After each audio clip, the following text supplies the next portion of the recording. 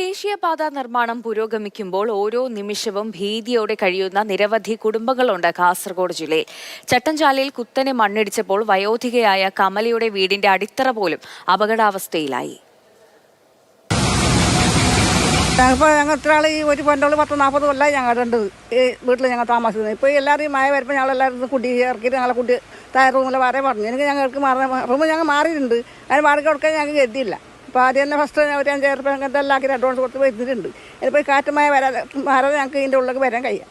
അതുകൊണ്ട് ഞങ്ങൾക്ക് പുറത്ത് ഇറങ്ങിയിട്ട് നടക്കാൻ ഞങ്ങൾക്ക് വയ്യില്ല. ഇത് അന്തിയുറങ്ങാൻ സ്വന്തമായൊരു വീടുണ്ടായിട്ടും സുരക്ഷിത സ്ഥാനം തേടി പോകുന്നതിലുള്ള വേദനയാണ് ഈ അമ്മയുടെ വാക്കുകളിൽ നിറയുന്നത്. കമലയുടെ വീടിന്റെ തൊട്ടുപിറകിൽ വരെ റോഡിനായി മണ്ണ് മാന്തിയെടുത്തു. സെപ്റ്റിക് ടാങ്കും കിണറും പൂർണ്ണമായി തകർന്നതോടെ വീട്ടിൽ താമസിക്കാൻ കഴിയാതെയായി.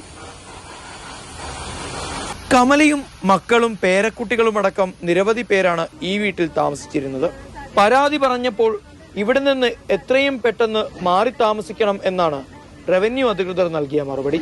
അച്ഛൻ്റെ കുറേ തെങ്ങുണ്ടായിന്, അടുത്തോളത്തെ 7 തെങ്ങ് നഷ്ടപ്പെട്ടു. അതേപോലെ അതിൽ കുരുമുളകുണ്ട്, കുറേ കുരുമുളകെല്ലാം നഷ്ടപ്പെട്ടു.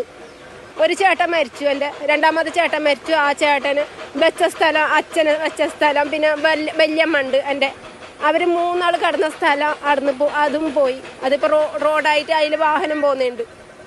അപ്പോൾ അതെല്ലാം കാണുമ്പോൾ സങ്കടം തോന്നും. എല്ലാം പോയി. സുരക്ഷിതമായ ഒരിടത്ത് തലചായ്ക്കാനുള്ള അവകാശത്തിനായി ഈ കുടുംബം സർക്കാർ ഓഫീസുകൾ കയറിയിറങ്ങുകയാണ്. ഇനിയെങ്കിലും അധികാരികൾ ഈ പാവങ്ങളുടെ കണ്ണീർ കാണണം.